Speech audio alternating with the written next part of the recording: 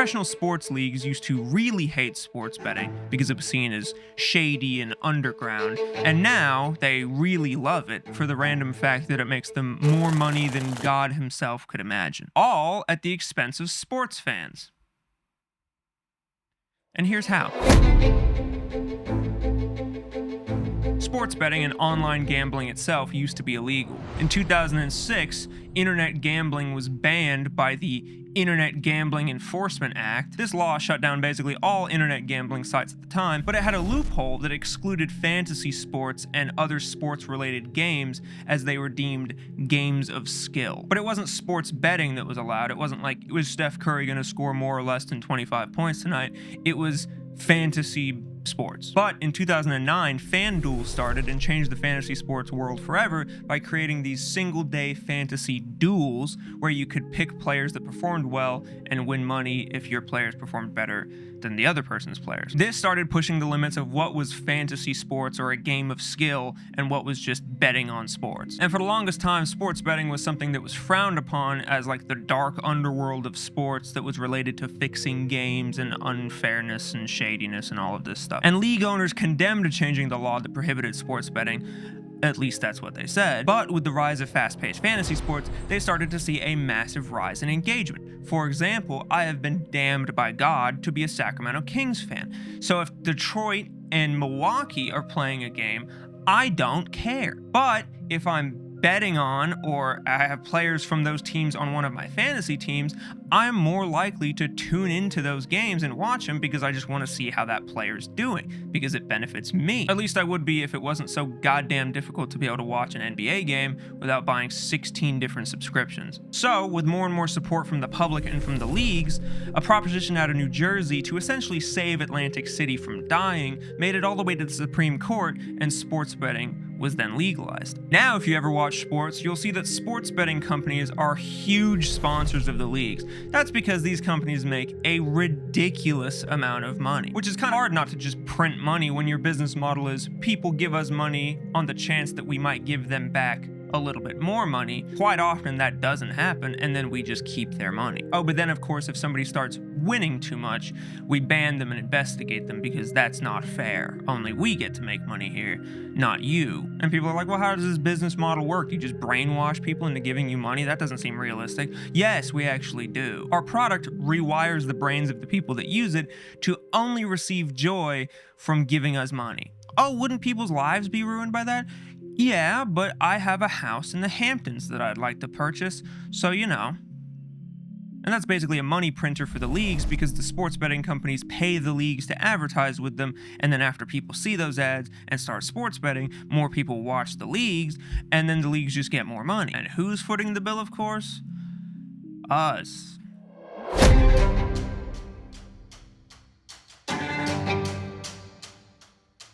I will never understand why some of the highest paid human beings on Earth are still susceptible to this shit. Actually, I do. It's because it's an addiction, but we'll talk about that in the next chapter. In 2024, Jonte Porter was banned for life from the NBA for disclosing information to sports bettors that would help their bets, and then faking injuries or illnesses so their bets would win. And you would think, why on earth would a player do that? The lowest amount of money you can possibly make in the NBA if you are on a rookie minimum contract is $1.1 million a year. But players can be pressured or threatened or most likely addicted to gambling, especially with how popular single-player prop betting has gotten and how much money can be won off of the performance of one player. Most recently, Terry Rozier, a point guard for the Miami Heat, has been accused of doing the same thing. He allegedly told a close friend of his that he was going to prematurely remove himself from a game due to an illness or injury concern. His friend then sold that information, allegedly, to gamblers who placed $250,000 worth of bets on Rozier's under, so he would score less points, less rebounds, or whatever than projected, and he exited the game early, and those bets won. Now, the NBA has already investigated Rozier and cleared him of any wrongdoing, although this might not totally be the end-all be-all because the NBA also looks bad if he is found guilty of doing something like this. But his lawyer said that the prosecutors seem to be taking the word of spectacularly incredible sources instead of relying on actual evidence of wrongdoing.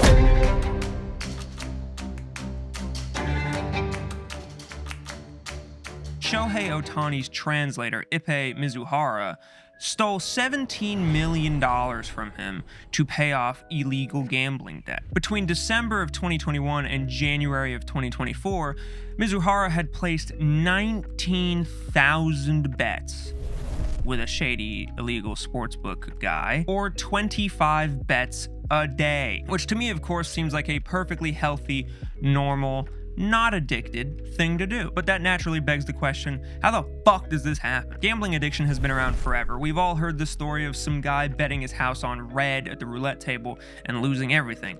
But this stuff actually happens. It used to be hidden away in places like Vegas, and if you didn't live near any casinos, it was probably something you rarely interacted with. But now though, sports betting is legal, they sponsor all of the leagues, and it's as easy as downloading an app on your phone. But that is only the beginning of how predatory it is. Just like social media and hard drugs, sports betting apps use everything in their power to keep your attention and keep you spending money with them, including but not limited to time-sensitive offers to generate FOMO, free bets that you can never really cash out, showing you how much you've won but not how much you've lost, advertising as a way to make money off of your sports knowledge because you know so much about sports, right? Parlays that have so many legs they will almost certainly fail, but if they don't, you will ridiculously multiply your money, so you're like, fuck it, why not? But in reality, if you have something crazy like an 8-leg parlay that pays out a ridiculous amount of money, you would think you're like, oh, it's probably like 50-50 odds, right? No, it's actually an 8-leg parlay with 50-50 odds on all 8 legs is a 1 in 365 chance of winning. So you're just giving your money away. Let's continue. A complete gamification of the entire experience, daily streaks, achievements, levels, all of the stuff that regular games use to addict people. Make it difficult to set spending limits, that's evil.